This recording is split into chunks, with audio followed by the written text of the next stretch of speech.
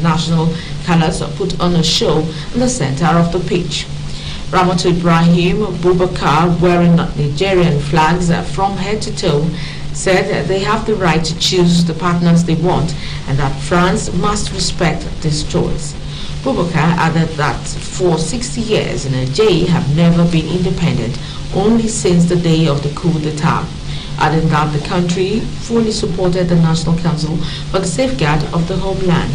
CNSP member Colonel Obro Amadou told the Stadium Cloud that the fight will not stop until the day there are no longer any French soldiers in Niger. The CNSP is led by General Abdurrahman Tiani, who has made former colonial power France its new target. The Democratic Republic of Congo's ruling party, the Union for Democracy and Social Progress, have confirmed Felix Tshisekedi's candidacy for the 2023 presidential election at an extraordinary Congress in Kinshasa for the next 5 years. Tshisekedi, who has been in power since January 2019, had earlier confirmed that he would run for re-election. For the national legislative elections alone, the UDPS is fielding 495 candidates for 500 available seats, and for the provincial legislative elections, the party is proposing candidates in all constituencies. In December, Felix Tshisekedi will face several candidates, including Moise Katumbi. His main competitor, who is the leader of the opposition party, Martin Fayulu, said that he would not run if proper changes are not made on the current electoral commission. Human Rights Watch recently had accused the government of Tshisekedi of repressing and intimidating the opposition 4 months ahead of the presidential elections. The Democratic Republic of Congo is struggling to quell an armed rebellion by the M23 insurgency. Now, Gabon's government has announced a nationwide curfew and cut off internet access as voting in major national elections wrapping up. The announcement came after voters cast ballots to elect new local leaders, national legislators, and Gabon's next president. The Central African Nations Communications Minister, Rodrigue Mbombo Bissau, said that there would be a nightly curfew from 7 p.m. to 6 a.m. and that internet access was being restricted indefinitely, saying there had been calls for violence and the spreading of disinformation. Incumbent President Ali Bongo Ondimba was seeking a third 7-year term and to continue a 55-year political dynasty. Bongo, who came to power in 2009 after the death of his father, Omar Bongo, that ruled the country for 41 years, won his current term in office by a narrow margin in 2016 amid violent protests. But this year, the opposition united in favor of his main challenger, economics professor Albert Ondo Osa, 1 week before elections. Around 847,000 people were eligible to cast ballots, but voters in Libreville, Gabon's capital, complained of polling stations opened late while voting scheduled to begin in the morning. Many election sites failed to open. However, authorities did not explain the reasons for the delays or indicate when the results would be announced. Libya's Prime Minister has suspended his foreign minister after she met informally with her Israeli counterpart. Libya, a strong backer of the Palestinian cause, does not recognize Israel, and the meeting has sparked protests in the majority Arab state. Israeli Foreign Minister Eli Cohen said the meeting with Njala al-Magoush was a historic step in establishing relations, adding that Israel is working to build closer ties with Arab and Muslim majority countries which do not officially recognize it. However, Libya's Presidential Council, which represents its 3 provinces, said it was illegal to normalize relations with Israel. The Speaker's office in Parliament has accused Ms. Mangoush of grand treason, and Prime Minister Abdul Hamid Debba has referred her for investigation. The announcement by Israel that talks had taken place was surprising, given that it was not known to be courting Libya. However, Libya's foreign ministry said Ms. Margoush had rejected a meeting with representatives from Israel, and what had taken place was an unprepared casual encounter during a meeting at Italy's Foreign Affairs Ministry. Zimbabwe Electoral Commission says President Emmerson Mnangagwa has been re-elected to a second term with 52.6% of the votes. But the opposition also claimed to have won, saying there was widespread vote rigging, and observers said the vote fell short of democratic standards. Mr. Mnangagwa is only Zimbabwe's third president, as 2017 coup against the veteran ruler Robert Mugabe put him in charge.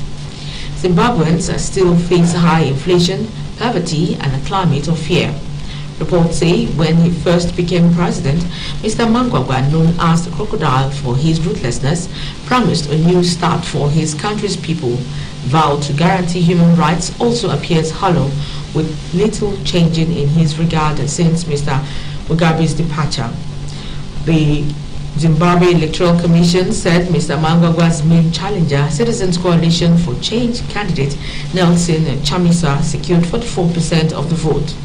Observer missions from the EU, Commonwealth, and 16 nations Southern African Development Community said they had a number of concerns with the votes, including the banning of opposition rallies, issues with the electoral register, biased state media coverage, and voter intimidation. The Russian Security Services says on it had detained a Russian citizen who formerly worked for U.S. diplomacy in Russia, accusing him of relaying information about the Ukraine war to Washington. In a statement, the FSB claimed Robert Chonov, an ex-employee of the U.S. Consulate General in Vladivostok, gathered intelligence since September 2022 concerning the fight in Ukraine, problematic elements of Russia's partial mobilization, and the influence of domestic protests. Russia's security services said he carried out these alleged activities for material remuneration and at the request of the American embassy in Moscow. According to the FSB, the informant for Washington is charged with confidential collaboration with a foreign government, a crime punishable by 8 years in prison. Meanwhile, the Ukrainian army said it has liberated the village of Robotin in the Zaporizhia region on Monday. Deputy Defense Minister Gana Malaya said on the Eastern Front, Ukrainian troops also advanced south of Bakhmut, captured in May by the Russians, and regained a square kilometer. President Vladimir Putin has decried the death of Wagner leader Yevgeny Prigozhin as treason. Russia's investigative committee said that it has confirmed that Yevgeny Prigozhin, the founder of the mercenary Wagner group, was killed in a plane crash. Committee spokeswoman Svetlana Petrenko said in a statement that forensic testing identified all 10 bodies recovered at the site of the crash, and the findings confirmed to the manifest of the plane. Prigozhin was known for going to great lengths to keep himself secure while traveling, including by having Wagner members change their names to Yevgeny Prigozhin, so it is unclear whether or not he is in fact on any given flight, hence a need for genetic testing to confirm the body is his. The Wagner Group is at the forefront of Russia's operations in multiple countries beyond Europe, particularly in Africa. Yevgeny Prigozhin was killed 2 months after he mounted a day-long mutiny against Russia's military. Strong winds and heavy rains have hit Spain and Italy, causing widespread flooding and major disruptions. The weather is part of a violent storm which broke out and blew down numerous trees, causing flash flooding and damaging a building in the town of Felanitx. The Balearic Island, Catalonia, and Valencia were on orange alert, and a new rainfall record was recorded in the city of Barcelona. Heavy rains accumulated more than 100 liters of water per square meter in some parts of Catalonia in the middle of a drought, while in Vilassar de Mar, firefighters rescued a motorist whose vehicle was dragged by the water and became trapped under a bridge. Reports say with hot, dry summers, southern European countries are particularly prone to wildfires. However, European Union officials have blamed climate change for the increasing frequency and intensity of such fires, noting that 2022 was the second worst year for wildfire damage on record after 2017. Now, at least 56 people were injured and 10 are in critical condition, with 8 residential properties destroyed in the blast and another 11 suffered damages. Romanian authorities announced that after 2 explosions at a liquefied petroleum gas station 30 kilometers from Bucharest, Romania, killed at least 2 people and injured dozens more. 39 firefighters who responded to the first explosion at the facility in Crevedia, north of the capital, were injured when a second explosion occurred. Romania's State Secretary for the Ministry of Internal Affairs, Raed Arafat, said 41 people had suffered burns and were rushed to hospitals, while 4 others had to be taken to Italy and Belgium.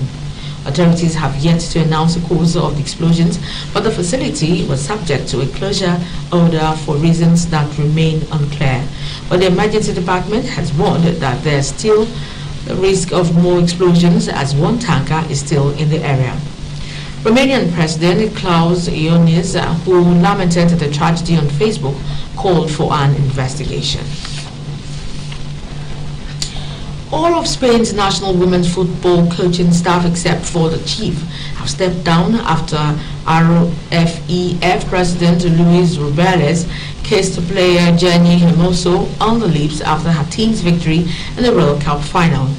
11 members of the Spanish women's team coaching staff tendered their resignations, expressing their firm and categorical condemnation of Luis Rubiales' behavior towards Jenny Hermoso, describing the attitude of Rubiales as unacceptable.